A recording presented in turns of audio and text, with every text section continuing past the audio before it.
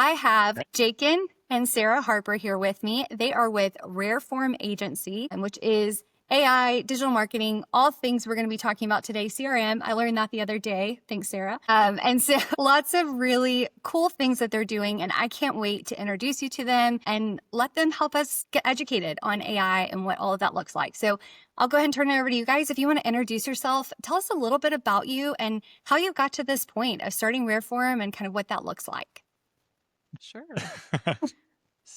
Okay, I'm Sarah Harper. I've been with Rareform about a year and a half now. Before that, I did case management for a local foster care agency for about 3 years, which was great, but I was on call a lot. And so I pretty much came from a point where I was needing work-life balance for myself as well as for our family, him and I, right? And so my heart was kind of like, how can I instill that for myself and for us, as well as the businesses we serve? I do have some background as well in business, sales, marketing, administrative, receptionist, project management. I've also done various volunteer leadership as well. But yeah, that's kind of my journey. I didn't think I was going to really be pursuing business anymore, but here I am, and I've really enjoyed it so far, and I'm really thankful to be back in this spot for sure. And as for me, I got a couple different routes I can go with this, but I was started in tech world at a very, very, very young age. Back in the 90s, my dad brought home a laptop and said, learn. And he would give me tasks and not tell me what to do, and I just have to figure it out. By the time I was 12, I actually founded Badgerland WordPress, which was a WordPress meetup group in Wisconsin, because I wanted to learn how to build websites. Not germane to what we do for business now, but it was how I got into it. Then I thought I got out of it and became a martial arts instructor, but then a car crash reset my plans, and I got hired at Rackspace, which was unexpected. I did not know that it was harder to get into Rackspace than it was Princeton. And so I worked there, I worked my way up, and then I moved to Booz Allen Hamilton as a DevOps engineer. And I could spare you all the technical details, but I'm a very particular type of engineer, where I use code to tell computers what resources to put behind certain applications. Pretty much what goes on there. It's impressive. I went out on my own about 3 years ago from Booz Allen and did a house flip, and that was hard. And I always wanted to be my own business owner. And I decided to think about it like an engineer. What kind of life did I want to live? What type of businesses did I want to build? And then what's called dependencies. What would each one of those businesses require? And there were about 11 things that were required regardless of what business I wanted to build. And you're talking CRM, a phone number, email system, all these things. I'm like, man, that's a full-time job in and of itself. Why don't I just provide this for other business owners? That's how we got started at Rareform Agency. That's what I built it out as. And then it's our job to stay on top of technology. And one of the things I noticed is I was not really able to live the lifestyle that I wanted, that I designed originally, because I was on call 24/7 as a small business owner. It's most small business owners. Anyways, so I saw a way to build out AI that would make it way faster and way more human. We can have response times in less than 800 milliseconds now. Over 80% of the people that call in don't recognize they're speaking to AI. AI can do 90% of all the tasks a human receptionist would do. And that where it fails, it recognizes it and passes it through. So now I'm not dealing with spam calls. I'm not dealing with any of these other issues, and everyone's automatically getting put in my pipeline. And to spare all the listeners from statistics, you have to answer your calls, but you also don't want to be the bottleneck of your business. You have to offload systems. If you are the business, you don't actually have a business, you just have a job that requires you to spin all the plates. You have to find a way to offload systems. And there's traditional ways of doing that we can go into if we're interested in that, versus me just giving you a pitch. But we realized that there was so much more value in offering a reception system that could do everything that you'd normally pay $3,500 to $4,200 a month for, only 40 hours a week. You have to train and educate and stay on top of and cover when they're not available, and you don't get after-hour support. It was so much more value in that than it was offering a CRM with building all these customizations. Plus, most business owners didn't understand the value of a CRM, and if they did, they were already locked into a vendor for it. So we still offer a CRM, but usually as a freebie, something we used to charge for. Is when you use our system, you have access to our CRM if you want. So you can keep everything in one place. And we're trying to help business operators, not just business owners, free up their time so that they're not spinning their plates. And when they're home, they can actually take a break. When they want to go on vacation or when they're sick, their business doesn't. I was thinking one quick point. I love, it seems like everybody I have on here, we all come from such different backgrounds from where we've ended up. And so it's fun to hear just how God shapes our paths. You know, even you were talking about being a martial arts instructor, and then, you know, now you're creating this whole database of systems and automations and using AI to change business owners' lives, and how cool it is that our paths get redirected, you know, but how we can never predict where we're going to end up. And that's part of the adventure of life. I was actually going to open my own school a few months after my car crash happened, but my car crash reset it. So I'm grateful for it, especially because I want to care for my wife and family and all that. So yeah, anyways. No, that's great. And yeah, I mean, I didn't realize how many of my connections were actually in education for a good chunk of their career. So it's fun to get to hear how did people, where did they start? Where did they go? And how did they end up where they are? But so you mentioned CRMs. Talk to me about, if somebody doesn't even know what CRM stands for. Yeah. Let's back it up there. Let's talk about, like, what is a CRM? What's the benefit of it? Why should we be using tools and systems to help us do the heavy lifting of our businesses? Yeah. So instead of just telling you what it is, you know this very well. I'll just tell you what their experience probably is. So Mr. Joe Schmo, you know, you're writing down all of the quotes you're working on, all the emails you've received, all the phones you received on a napkin. And then everything's lost and there's no follow-up and you lose customers because they say you have bad response times or you just never got back to them or the information keeps changing every time. And you don't know how you got that person. You just showed up asking for help one day. So you don't know how to double down on your marketing efforts and you don't know what's worth your time. A CRM is a customer relationship management tool. And what that does is, on a very basic level, regardless of which CRM you go with, it's basically a database or a phone book of your clients. If you go, depending on which CRM you go with, it can be very cheap or very expensive. But what it allows you to do in some cases is have all of your communications, like ours, in one place, chronologically, regardless of medium. So if you received a text, a phone call, an email, Instagram message from somebody, seeing that all in one place, knowing what the last piece of communication was, knowing that thread of communication, even how they found out where you were, whether it was through Facebook or through an ad you ran or what phone number they called. That's extremely helpful, especially if you want to grow your business and you want to sell your business. This is what we say. This is what I said when I was just selling CRMs. I still sell the same thing. I sell retirement for especially smaller service companies, because as it stands, if you just work 40 years and you try and sell your phone number and you book a business, that doesn't convert. No one's going to give you any money. You better have invested wisely. But if you have a business system and people aren't calling Joe Schmo to get Joe Schmo's work done, they're calling Joe Schmo's company and Joe Schmo's company's number. And they're used to working with his staff or even just him through the business, line, business number, business email. When it comes time to retire, you can sell your business for 3.5 to 5 times your revenue, not your profit. So instead of making $5,000 when you're 80 or 65, whenever you want to retire, you now make, if you're making $1 million in revenue, you're now making 3.5 million to 5 million when you sell. You actually have a second retirement avenue. And whether that's for yourself or for your family, that's a really important thing. And so we still sell that. We just sell it from a different angle now, which is we free up your time now too. Much more than, I mean, even a CRM, if you have a good one with good automations, yeah. Imagine somebody reaches out to you and they fill out a form or they sign a document or they ask for a quote or whatever it is. Before, that was just something on your voicemail that you had to check up and get back, but they've already moved on. But if you have a CRM that has built-in automations, especially on those communication platforms, you can have it so when somebody asks for a quote, there's an automatic email that goes to their email letting them know you're working on it. Or when somebody calls in and you miss it, at the very least, you could have it text them back saying, hey, we're so sorry we missed your call. We'll reach out to you shortly. That keeps them from moving on. I actually was telling one of my best friends, before we ever built the AI receptionist, just the missed call text back feature. And he's like, wait a second, that just worked for me. I have a son that needed help. And he was like 6 months old at the time with a dentist. And he called around to 8 different dentists because it was an emergency help they needed, and no one got back to them. And they called the 9th one, and as they were dialing the 9th one, the 8th one texted them back. And he's like, it's amazing. It was like 8 p.m. and they still reached back out. I'm like, no, dude, that's automation. That's exactly what I'm selling. He's like, for real? I'm like, and they got your business, didn't they? He's like, yeah, they did.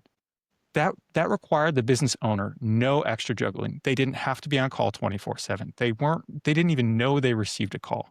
but they captured the business. What's better than that is actually answering the call the first time. And that's what we offer. I was going to say, essentially, a modern day Rolodex that can be as simple or as loaded as you'd like, depending on what you find and what your budget is.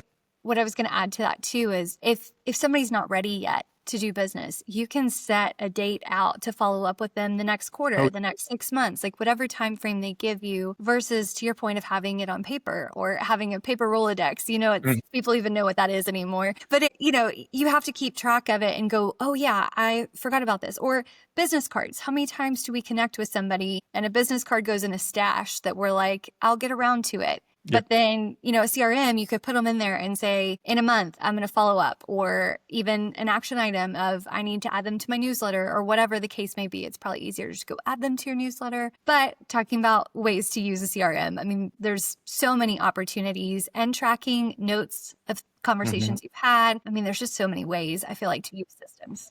You can even assign those tasks to another partner, especially if you're growing in your business and you're trying to take things off your shoulders, right? Or let's say you have a CRM that works with a website where you make sales through that website.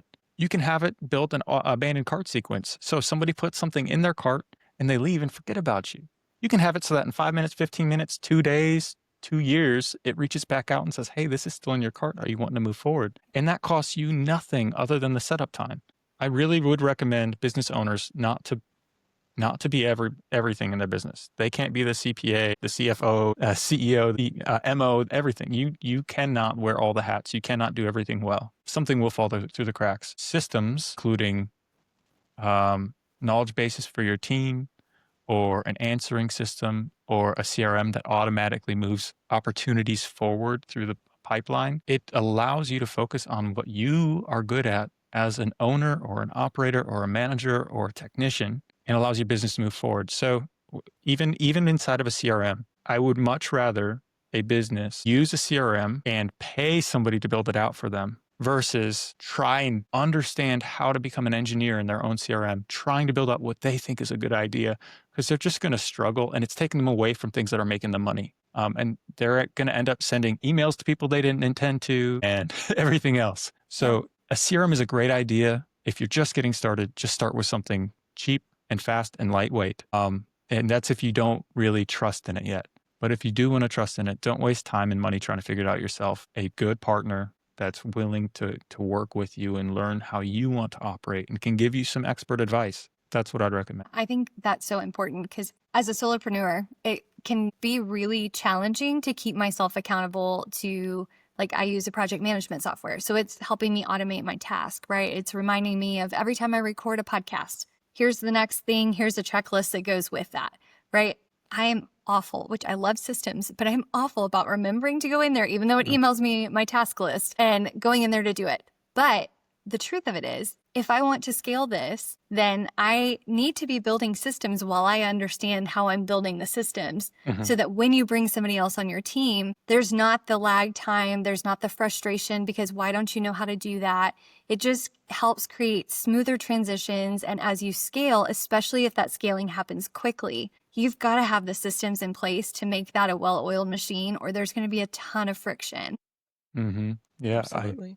Even with us, I mean, there's a lot of stuff that she does in the marketing side that I would never do, but I'm grateful that she's doing it. And she'll be like, is this okay? And I'm like, it's not what I would do, but it is good. And I have to let it be because if I try and manage it, I'm going to micromanage her and waste her time and my time. And I'm going to end up building something that's not going to speak to anybody because as you all just saw, I speak like an engineer. I talk in statistics and I want absolute perfection where everything's covered, but it's not feasible. It's not reasonable. And instead staying in front of people is what she's really good at doing and making sure that they know what we do and indoctrinating them in our system. And I get to focus on actually building out the business, which is super important, learning how to offload and delegate. I think that kind of goes into as well, kind of your skill set. And even though you do have many skills, right, you really get into the flow when it comes to engineering and building.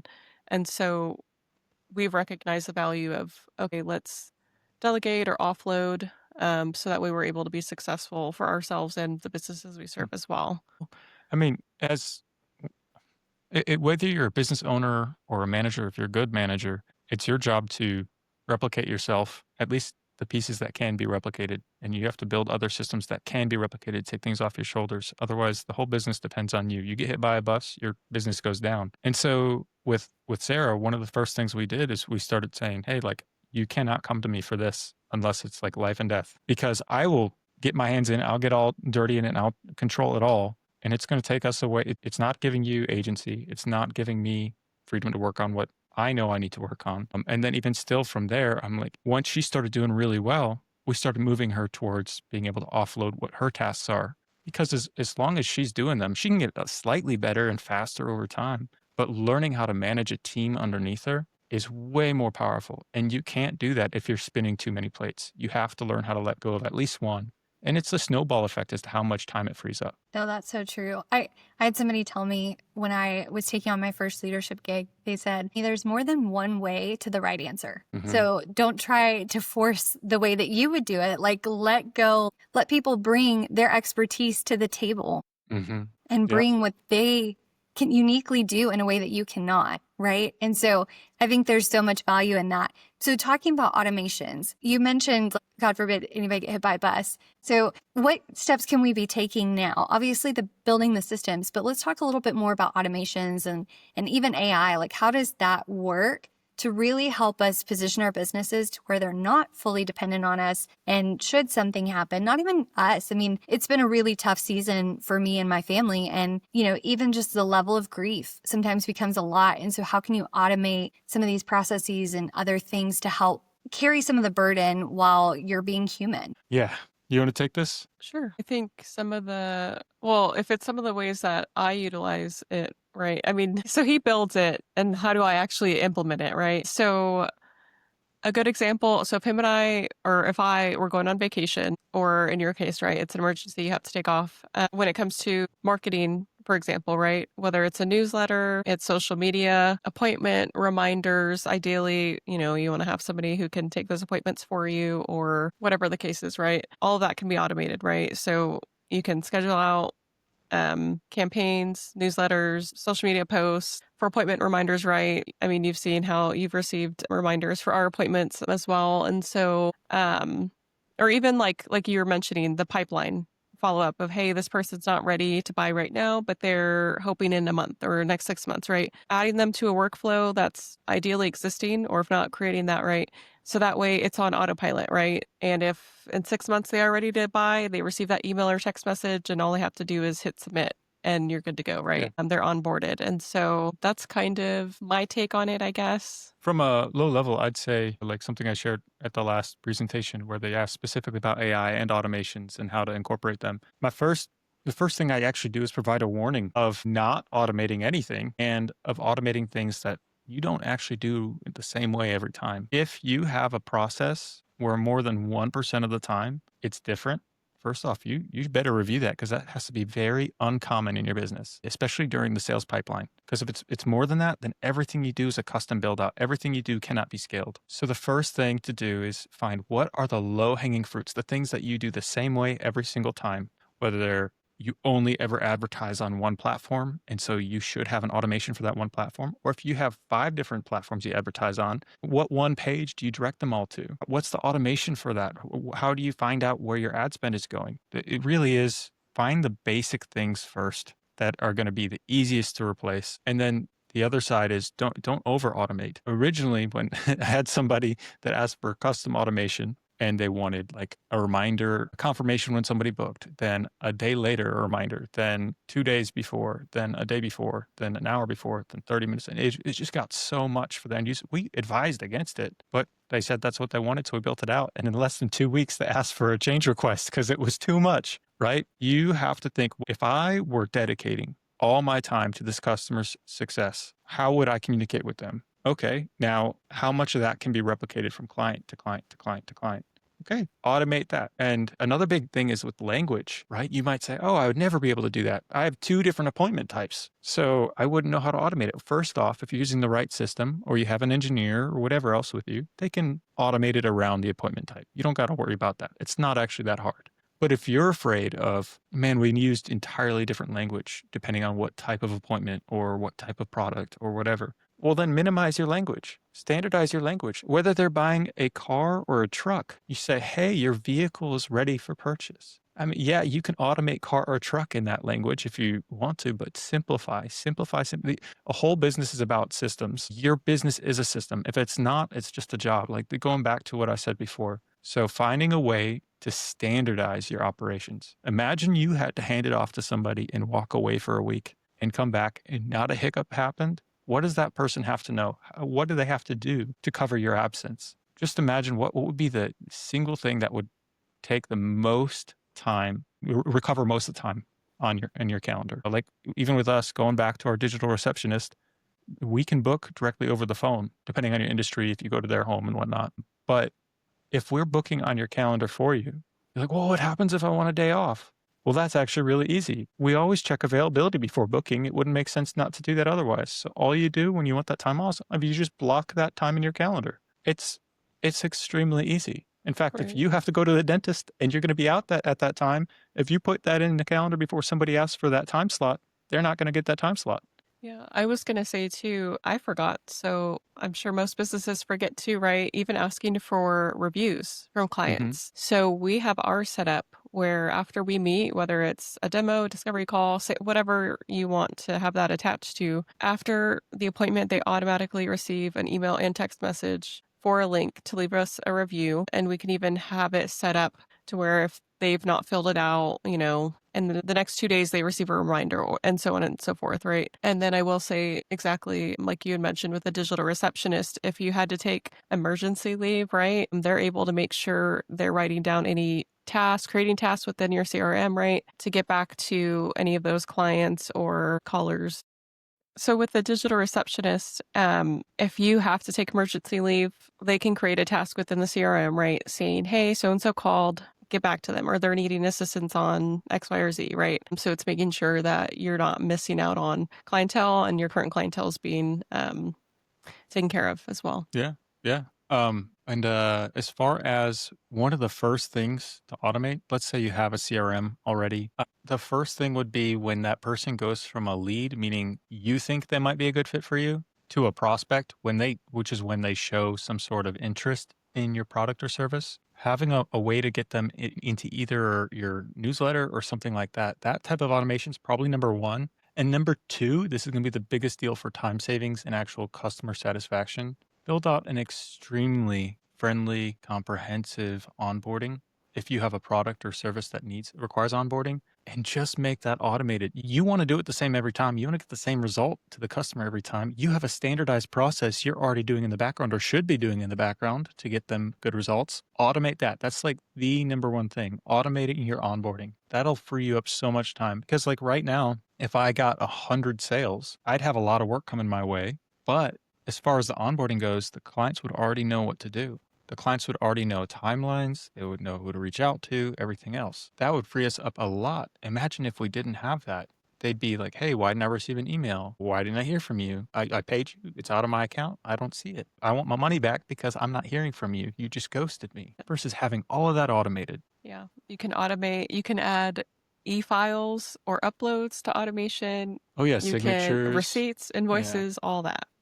That's awesome. That was actually going to be one of my questions is like, where do you even start? Because it feels really overwhelming, especially when you're a one-man shop, right? So you're doing everything and still trying to make the work happen. So taking the time to build out workflows, create email, all the things to make that sequence happen. But to your point, we're already doing it. It's just a matter of going back, defining it, grabbing it, and placing it in the right order. But if you maybe haven't done a lot of automations, I think there can be a fear about it being personal enough, right? Like, does it really sound like me? So the answer is yes, right? But let's walk us through that process. How do you make sure that the AI receptionist or even email automation or other things sounds personal enough that it feels like you're reaching out to me? That's actually pretty simple because you've already reached out to somebody. Literally, you just take that and take the guts of what adds value, get rid of any super personalized information. Like, I'm not going to mention your hair color every time I email you. So it's going to match everyone else if I don't talk about your hair color. And it's still going to be overly kind of personal. As far as making your receptionist sound like you, that's our job. literally from the accent to the language you use, your industry jargon. That's our job. So if you have somebody in your business that's specifically there to help you build automations, you don't need to worry about it so much as an owner. Just know this, like there is a way to sound impersonal. There is a way to sound fake. And a lot of that comes from trying to force a sound of personalizing versus just saying, hey, we got your quote request. We'll get back to you as soon as we're available. That required almost no effort from you. Set it up once, and that works for everybody that ever submits a quote request. You didn't need to mention it's about this house or anything else, although we can include that. But as far as keeping it simple, which is really where it's at, no one wants a long email, right? It's I will true. say too, it depends. I mean, you can set up that automation for that email to reflect you as well, right? So for ours, for instance, we have typically like a quote or a scripture, which I think feels a lot more personable as well. So if you have a CRM or an email system, a lot of CRMs have an included email system for like newsletters. If you're sending an email to somebody in that system, you can easily, almost every single one has a way of doing this. You can put a variable of someone's name in. So when you look at the template, it says, hi, variable one, hi, first name, and then the body that you have preset that's fixed. And when you send it out to each person, whether you send it to Ashley, Amber, or Alea, it puts their name in that place. So you don't have to worry about writing that out every single time or just saying hi, comma, right? So yeah, as far as automations making it sound too human, I think really the choice here is brevity. A lot of people want to make everything perfect and write out every possible thing. No, make it extremely short, make it extremely friendly because they're not going to read a long email. They're not going to listen to a 2-minute voicemail message. They're going to listen to the first 10, 15 seconds at most. And so keep it short. And really in that time frame, there's not any room for real personalization. Plus, they know they're speaking to a business. As far as when you should personalize, obviously, it's a great choice if you're a life coach, right? But you're still going to need a system. You're still going to need a standard. And those people are coming to you because you have a proven system. They're not coming to you because they want just you. They want you because of the result. They want to come to you because of the results you've shown. And so having a standard system that you're putting them through doesn't lower the value, it increases the value. Yeah.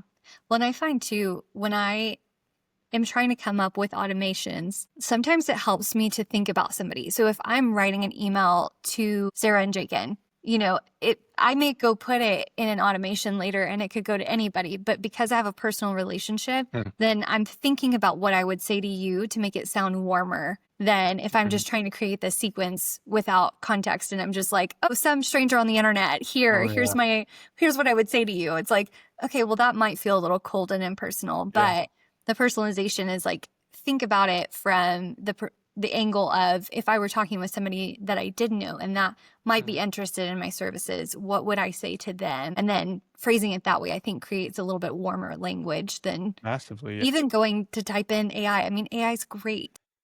At giving ideas. Right. Yeah. It's like full confession. I did not get on the chat GTP. Did I say that right? I didn't get on chat until like literally 2 months ago. I've been using Gemini wow. and Gemini is fine, but it was literally life-changing. I was like, oh, wow. Yeah, I should not have held out on this for so long.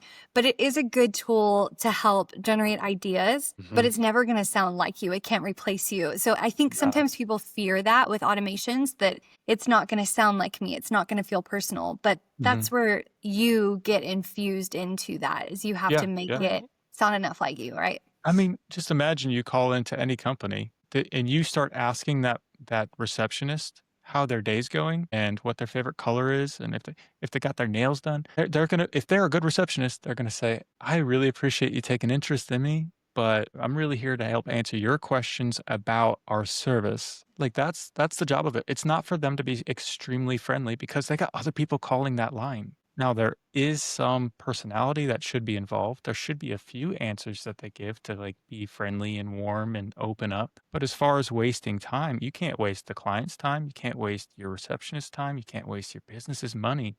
They're paying for results, not for just everyone to feel good. So I was going to respond to that. I actually heard a quote the other day and it had said something along the lines of AI isn't going to replace your job, but the person using AI will. So I thought that was really powerful because it's just like, and when flat screen TVs or the sewing machine or the internet, right? It's just another revolution with AI that's up and coming. And there's a lot of fear, I think, around each of those changes because we're human. But yeah, it's Yeah. definitely, like you'd mentioned, like why have I barely jumped on this train 2 months ago? It's definitely, I feel like, changing the way we do our jobs, and even not just in business, right? Like whatever your role is, volunteer, nonprofit. Yeah. What I will say is there's a ladder for delegation or ladder for offloading your systems. The one that takes the most time and continual education, improvement, all that, but also is the most flexible is training a human. The one that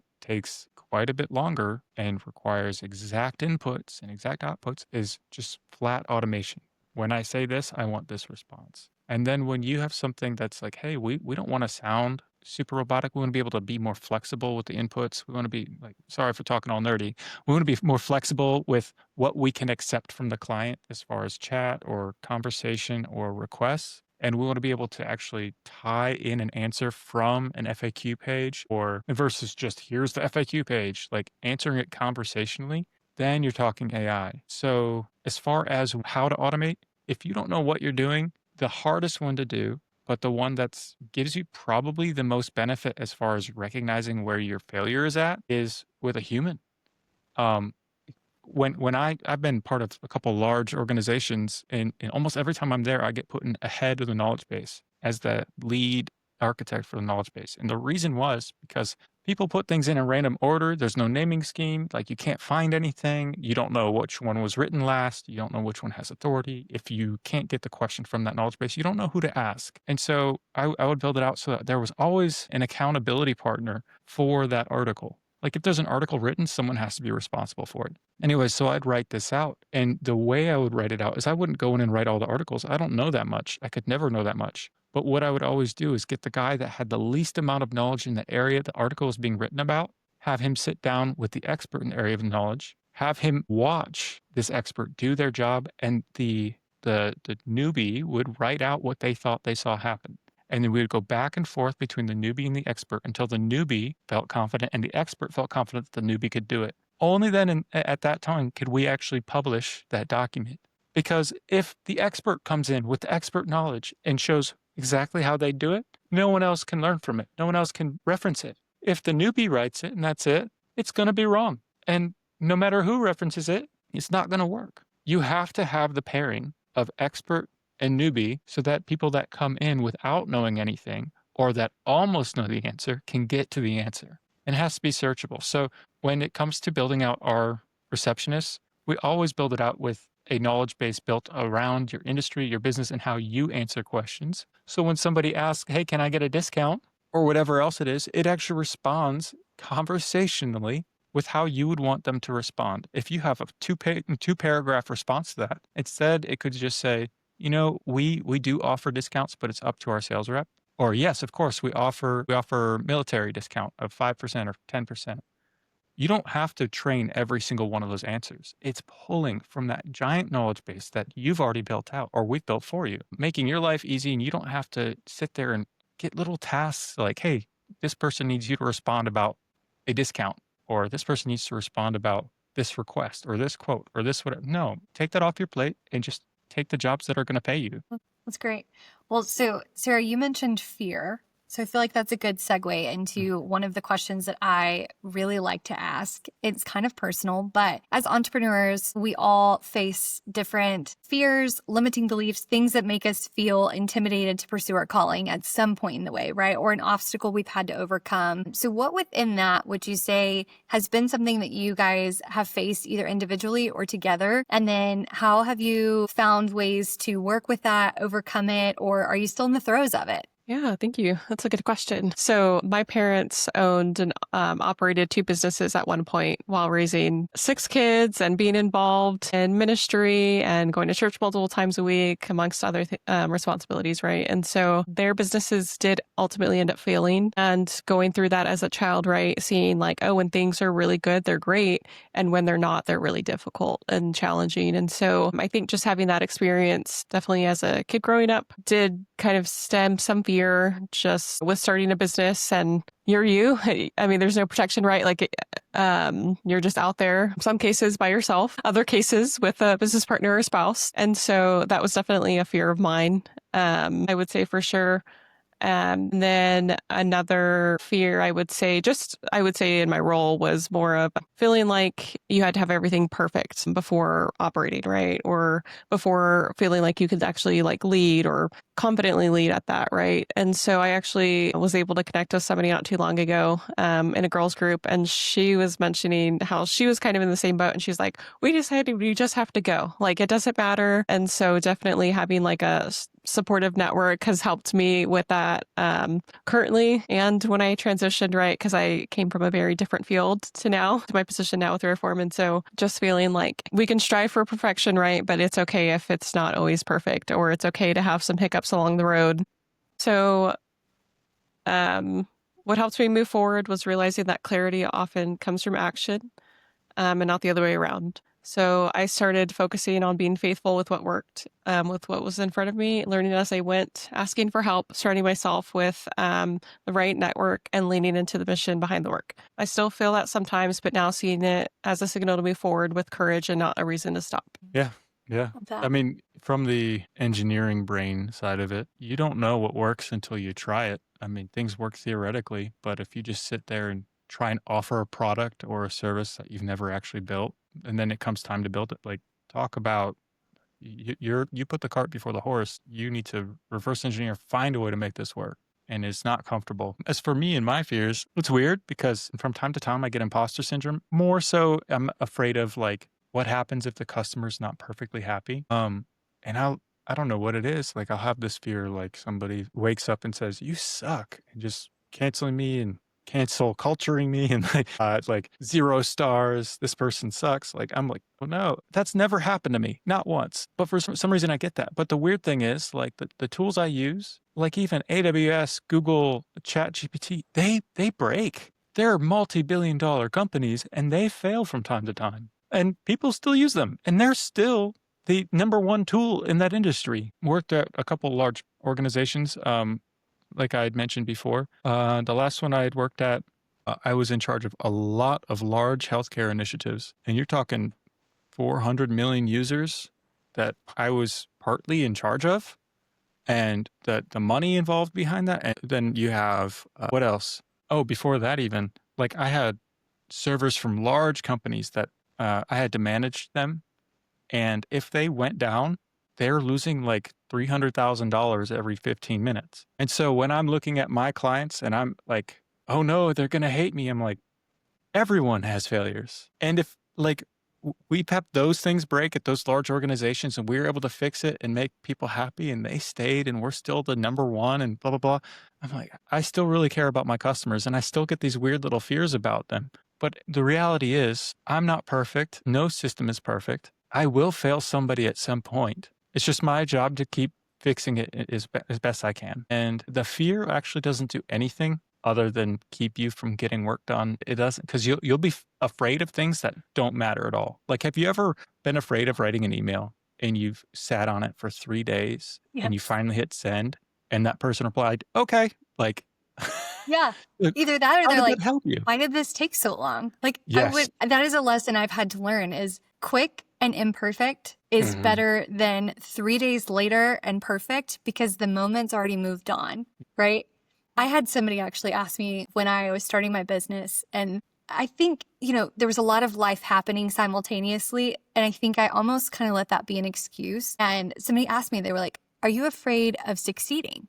I was like, what kind of question is that? But then it dawned on me, like, in a little bit of a way, yes, because the expectation I hold myself to is so much higher than anybody else holds me to. But it feels like the next success, the next level that you get to is the next standard you have to hold yourself to. And so talking about perfectionism, it's like almost there's the fear of rejection, there's the fear of the unknown, there's all these fears that we face. But I think sometimes there's a hidden fear of like, am I afraid to succeed? Because that sets the bar for the next level, And so I love you're talking about all these like big companies that still have failures. They still break. There's still issues. It's never going to be perfect, but it's learning to set the bar to a level that we can succeed. And Yeah. then if we get the team, if we get the automations, all the things in place to help elevate that experience, great. But that doesn't fall solely on our shoulders. Like we Mhm. just deliver a quality product and show up the best we can and be authentic. And that's the win. Oh yeah. Oh yeah. And one of the problems that we have is we have a done for you system. That's what our receptionist system is. So you don't have to train anybody, you don't have to hire anybody, you don't have to know what a good receptionist looks like, you don't have to get them office space, you don't got to buy them a computer, you don't have to worry about HR, you don't have to worry about calling in sick, you don't have to worry about them quitting. So there's a ton of value there. But when it comes to building it out, like sometimes I'm afraid that it's not going to be good enough. Like, how is it not good enough? For a fraction of the cost, they're getting 24/7 support. They're capturing every possible lead that showed any interest in them. They have a business system, so now they can retire. Like, there's some things I wish I could do more of, and there's things I do want to continue to improve on. But if it's not urgent, you have to step away after 5. Like, there shouldn't be urgency, first Right. off, unless there is truly a wrench in the machine, right? But it's kind of like working out. If you go to the gym 5 hours in one day to make up for the last week you missed, it's going to be a terrible exercise. And you're not going to get any real benefit from it. You're just going to be sore and hurting, if not having a really bad back. Ask me how I know. So, yeah, just being consistent, knowing when to call it quits, knowing when to step back, knowing, and even for me with the fear thing, knowing how to set boundaries. And if you don't know how to set boundaries with clients, get a business coach that will help you put down in paper what those boundaries are and how to move forward and like even how to say no. I think I know of a pretty good one. I know one. Teed up really well. Thank you for Yeah, that. yeah. You know, Craig Groeschel, do you know who that is? I do know him. I've not heard his name in a long time. Yeah, so he's a pastor, but he also has like a leadership podcast. Incredibly brilliant guy. But he had a saying a couple years back at Global Leadership Summit. The acronym was GETMO. It was good enough to move on. Mm, And so when I get in that like spiral of perfectionism and it has to be good enough, like it has to be perfect, right? It's like, yeah. no, it just has to be Getmo, good enough Mhm. to move on. Get it to that level and then adapt, grow as you learn, as you make mistakes, figure out how to improve the process. But yeah, I think we can get paralyzed in the unknown and like it has to be at this level, especially as entrepreneurs. Like it's a direct reflection, I feel like, of me because it's not Mm, some brand I'm representing anymore. It's yeah. now my brand is my reputation. And so that perfectionism comes out even stronger. And I want to deliver quality product that's going to be a reflection of me. But that's when I sit on the email for 3 days because I'm trying to make it just right. I want to make sure I have all the information. And that actually looks worse than just sending Yeah. one, to your point, that keeps it very simple. Couple of sentences, get it out. I'll follow up with more detail, just get it Or done. here's a great one. You just have enough information and say, if you have more questions, please ask, versus putting another task on your to-do list. Ah. Because if they're not interested, if they don't care, if they got enough from it, you can move on. If they don't reach back out and they wanted to know more, that's on their shoulders because you made it very clear, like, I can go miles into this. And unless you come back with what you want, I'm not just going to download on you, right? It's really big. Oh, yeah. And then perfection being the enemy of done. Yeah. Right. And Yeah. and I can definitely, I know you and I, Whitney, have talked a little bit about this, and Jakin can probably confirm this as well, but I've worked for other people, no problem doing social media, whatever I needed to do, right? Hey, this is part of my role. This is what I need to do. Not a big deal. Or, hey, if something isn't working properly, it's not because I chose this system or whatever the, You did not fail. right. I didn't fail personally. And so with being an entrepreneur, right, that's where I've kind of had a difficult time as well of like, oh, well, I really want to be behind the scenes. I don't want even doing like things like this podcast or my face being present, right? I'm like, oh, that's a little bit too close or a little bit too attached. Yeah. So, but for me, it's just a kind of been exposure therapy and a good network that's helped with that. But yeah, so I don't know, like as far as simplifying things, think of business like a tool because it is a tool. Why do people use you? Right. To balance out their time? Like whether you're a gas station on the corner that's charging $3 for a liter of water, or you're, I don't know, massaging people or fixing people's backs or fixing people's cars, whatever it is, everyone can do that. They don't need you. They could technically do it themselves if they took a long enough education, they got the right tools, right? Every business is a tool. And so just learning how to use it for yourself as a tool too. How do you separate your availability, your performance from the outcome of your business? And the only way to do that is by some sort of system. whether that's a software like a CRM or a person that you've trained up on doing what you want to do, or an automation like that uses a CRM, and or even just AI that answers your calls for you, whatever it is, so that you don't have to be available to answer that call, to be available 24/7, never taking vacation, never being present with your family and loved ones. To now, it's a system that builds a system that builds a system. It's a system that other people get to use, so they don't have to learn how to go. They don't have to go to college to learn how to fix their back, and you don't have to be available 24/7 for them to get it. But you still want to show them that you're in business. And there's some people that have somehow just a huge network and they never tried.